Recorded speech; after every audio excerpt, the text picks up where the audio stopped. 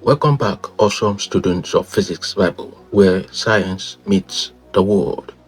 In our last episode, we broke down the types of forces, which include contact and non-contact force, and got a little silly with everything from magnetic forces to tension. Today, we are focusing on one special contact force. It's pretty unavoidable. It is called friction. It is that sneaky force that makes your bike tires grip the road, keeps you from sleeping on the floor, and sometimes just won't let things move. So grab your notebook, get ready to learn, and maybe laugh a bit, and let's dive into the wonderful world of friction. In episode 2, we explored the types of forces. We met contact forces like friction, normal force and tension, and our non-contact forces like gravity and magnetism. And remember, friction was one of the main contact forces. Today, we'll zoom in on one, which is it, the frictional force, understand why it works, and even see how it's sometimes our best friend and other times a total hassle. So what is friction by definition? Friction is a contact force that opposes the relative motion between two surfaces in contact. The triune component, the two surfaces, number one, then there is contact, number two, and then there is opposition, number three. When you try to slide a book across a table, friction is that nope, not so fast force that resists the movement. It is measured in newtons, just like any other force, and has different types depending on how those surfaces interact. Let's draw a scriptural parallel to interpret that. In Proverbs 27:17, as iron sharpens iron. Triune component, number one, iron and iron, two bodies. The first body, iron. The second body, iron. Solid surfaces or solid objects. Sharpens is a contact. Exactly. And it is through that contact that friction will be created. So one person sharpens another.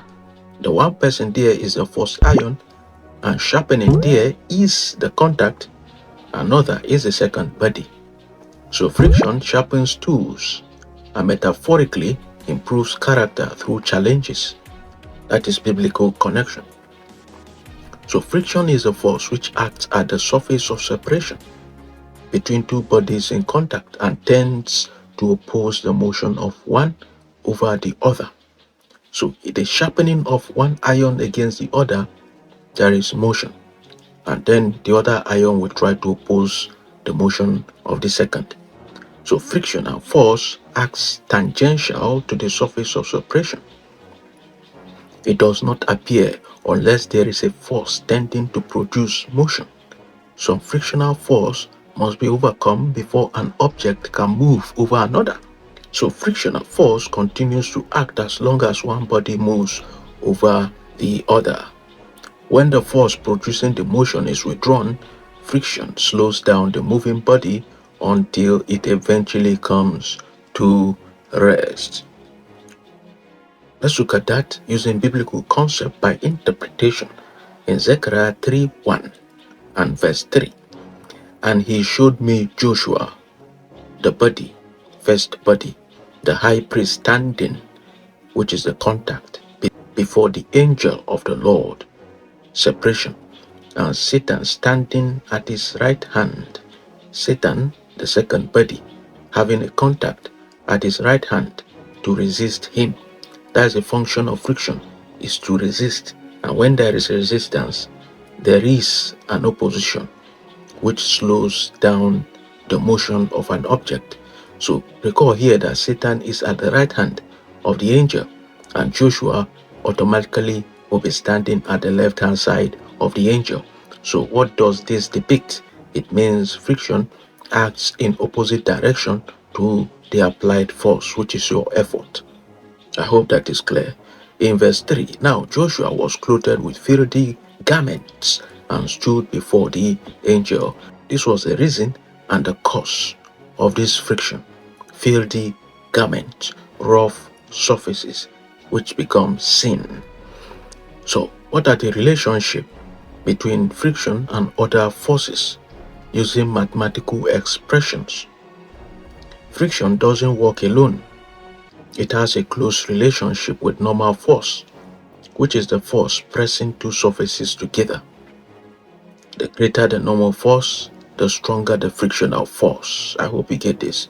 So if you push down an object, you increase the friction. Let's look at John 10:10, the thief, which is frictional force. Cometh not, but for to steal. This is the cause, this is the effect, and to kill, and to destroy. I am come, this is the applied force, that they might have life, the progress, and that they might have it more abundantly. I hope you understand this concept. So, friction has to act in a close relationship with normal force, which is why Satan cannot be effective alone. He needs men in order to fulfill his mandate. So, the greater the normal force, the greater your effort, the stronger challenges will come. Mathematical expression of friction using the diagram. As you can see, this man pushing this box. You can see how his hands are shaking. He's applying a push on the object. Then let's look at this second one. You can see him pulling this object.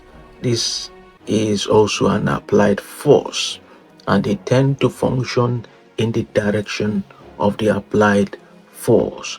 But why is he struggling to push this box?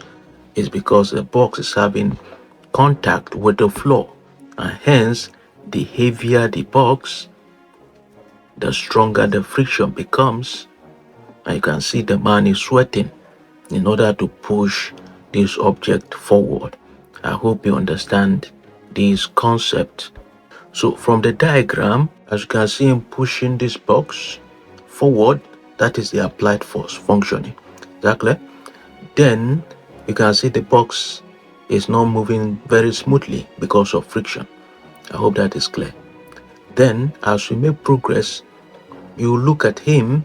If we introduce the forces that are active in this diagram, at number one, we have the frictional force, exactly, using X and Y axis. Then number two, we have the effort, which is the applied force. And number three, we have the weight, which acts downward. And number four, we have reaction, which is the upward reaction. Exactly. You can see him pushing now. He is pushing forward. Applied force is functioning. Then frictional force is slowing down the object. And you can see the object is lying on a surface, the weight acts downward. And then there is an upward reaction on the surface in order to keep the object at equilibrium. I hope this is clear. So, experiment shows that frictional force is proportional to the upward reaction or normal reaction. So if you bring your constant, F will now equal Kr. And the Kr, the K there, is a constant. It is denoted by the coefficient of friction, which is called the coefficient of static friction between two surfaces in contact. It is a constant of proportionality, and it is called mu. So if you make mu the subject of the formula, you have frictional force over normal reaction. Thus, the coefficient of static friction is defined as the ratio of frictional force F to the normal reaction R. Please take note of this. When we observe the effect of friction by attaching a spring balance to a wooden block, as you can see this man now, let's assume there is a spring in front of the man. Exactly. The spring will be performing the function of this man you are seeing on the screen. Then the wooden block is the object you are seeing. is pulling it through the spring balance along a table. As you can see, the flat surface is the table.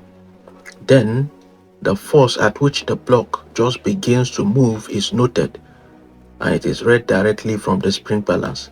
This force is called static or limiting frictional force.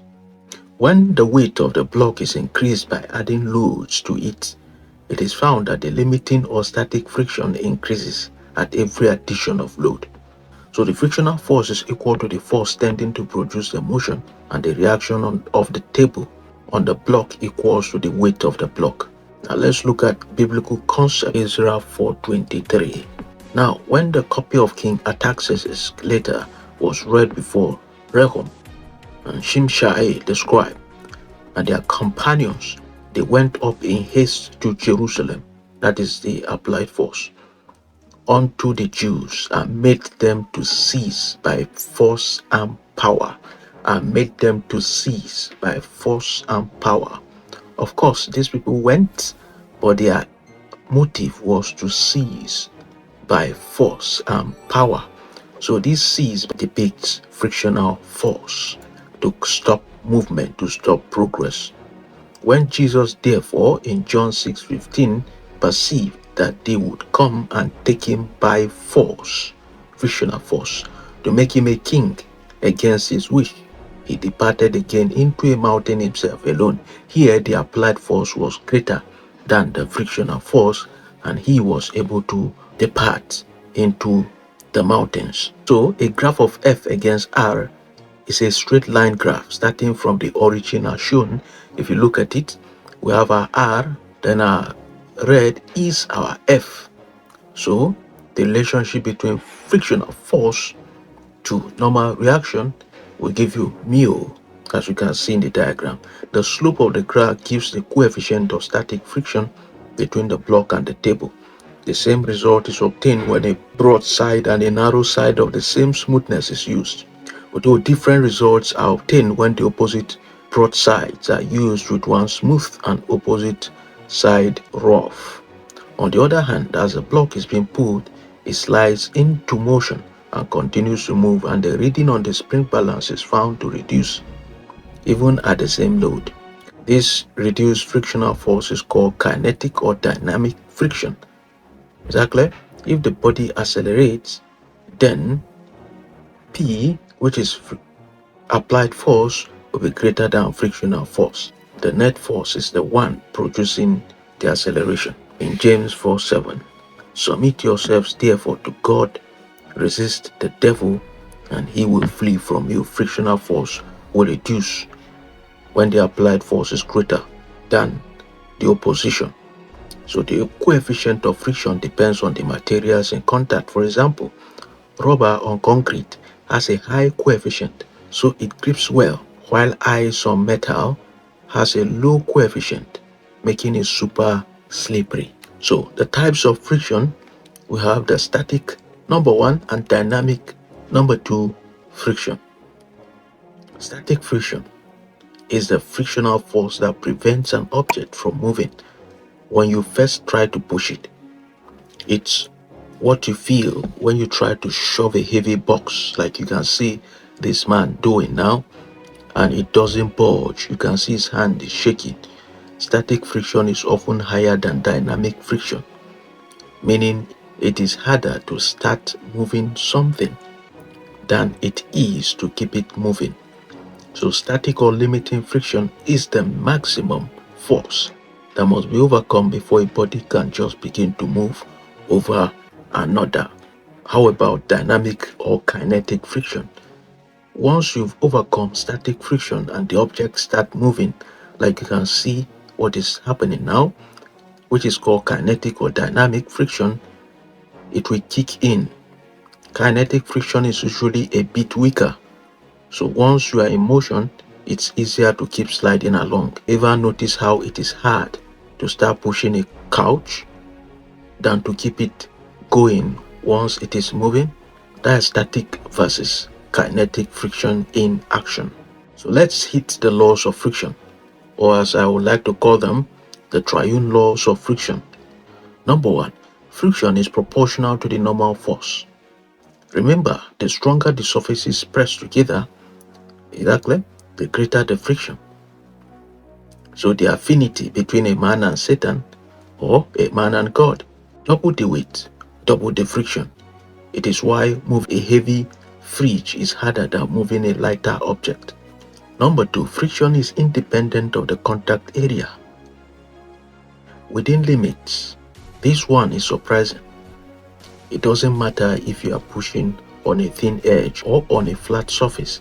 As long as the material and the weight don't change, the friction stays about the same. Number 3, kinetic friction is constant for a given pair of materials. Once you are in motion, the kinetic friction force remains constant. This is why once you are moving, things tend to keep sliding at a steady rate unless you change something. Number 4, we can attach this that friction opposes relative motion between surfaces in contact, and then friction increases to the same extent as a force which tends to start the motion. In Matthew 11:28, come unto me, all ye that labor and are heavy laden, and I'll give you rest. So this verse summarizes the laws of solid friction. Advantages of friction. Number 1, walking and running. You can see this man running, and you can see the other man walking. Without friction, you cannot run, you cannot walk. For example, look at your hands. You can see the fingerprints on your palms, exactly, and even on your feet. These lines, you can see they are thicker, and this is to help you to be able to grab something, to be able to write, to be able to do one thing or the other, to walk, and in fact to perform actions in our day-to-day life. So even God knows that we need the action of friction, which is why at creation our bodies were made in such a way that it will be able to function in alignment with friction. So the advantage is, without friction, every step would send you into a slide. Friction between our shoes and the ground give us the grip to walk, to run, and dance without looking like we are on a slip and slide. Exactly. Number 2, braking in vehicles. Friction in car brakes is what slows you down. When you press the brake pedal, friction brings your wheels to a stop. If you imagine cars without brakes, that's a world nobody wants to live in. Number 3, enabling everyday tasks. Writing, gripping, holding things, climbing. Friction is our friend here. Without it, things will be too slippery to handle. It is used in belt drives, transmitting motion from one pulley to another without slipping. It enables screws and nails to remain in place after being fastened. Your furniture at home, it is used in grinding stones to sharpen objects because of their abrasive, which is rough surfaces. In James 1, 2, 3, and 4, advantages of friction. My brethren, count it all joy when you fall into diverse temptation. If, for example, temptations is like friction, then knowing this, that the trying of your faith worketh patience. The trying, the presence of friction, worketh patience. But let patience have her perfect work. Underline the word perfect work, which is the advantages of friction, that ye may be perfect and entire, wanting nothing. In James 1:12, blessed is the man that endureth temptation, for when he is tried, friction is constant, so temptation is constant, he shall receive the crown of life, the advantages which the Lord had promised to them that love him. So what are the disadvantages of friction? We have wear and tear. Friction causes wear on machines, on tools and tires. That's why your favorite running shoes eventually wear down, or why you need to oil machines to reduce friction and prolong their life. The thief cometh not but for to steal, disadvantages, to kill, disadvantages, and to destroy, wear and tear, disadvantages. Exactly. Energy loss. Friction can also waste energy, especially as heat. That's why car engines and machines heat up. Friction is turning energy into heat instead of motion. Whosoever therefore resists the power resists the ordinance of God, and they that resist shall receive to themselves damnation. This is the effect or the disadvantages of friction: damnation, destruction, energy loss. So, what are the ways of reducing friction? What do we do when friction is being a pain? Here's how to reduce it. Number one, lubrication. Using oil, grease, or other lubricants reduces friction by creating a smooth layer between surfaces, like a slip and slide for your machinery. Is that clear? Then, using smooth surfaces. Smoother surfaces create less friction. That's why the other part of your body, which is the skin, is different from the skin on your palm. I hope it is clear. Which is why polished surfaces or ice are so slippery. Then number three, using wheels or rollers. Instead of dragging things, we put them on wheels to reduce friction. That's how cars, shopping carts, and even office chairs get rolling smoothly. I hope you get this. These are ways of reducing friction. And the Bible says, flee youthful lust. Resist the devil, and he will flee from you. Hence, you can reduce temptation by fleeing away from objects of temptation. Applications of friction. We see frictions everywhere in driving, construction, sports, and even dancing. Without friction, you will not enjoy yourself. For example, basketball players rely on friction to grip the floor, while engineers reduce friction in machinery to save energy. Whether we are working with it or against it, friction shapes our world. There you have it. Friction, in all its gritty, gripping glory, is that force that sometimes helps us and sometimes gets in our way. And remember, friction is one of the main reasons we are able to get things done, from walking, driving, to just holding on to stuff. Physics might seem tough, but understanding forces like friction helps you see the world in a whole new way. Without force, there is no motion. So, keep curious, stay motivated, and remember, there's a reason behind every slip, slide, and stop. Connect to our social media handles at Physics Bible, the Triune Physics, for latest update. Thanks for joining us. Stay equipped, stay liquid.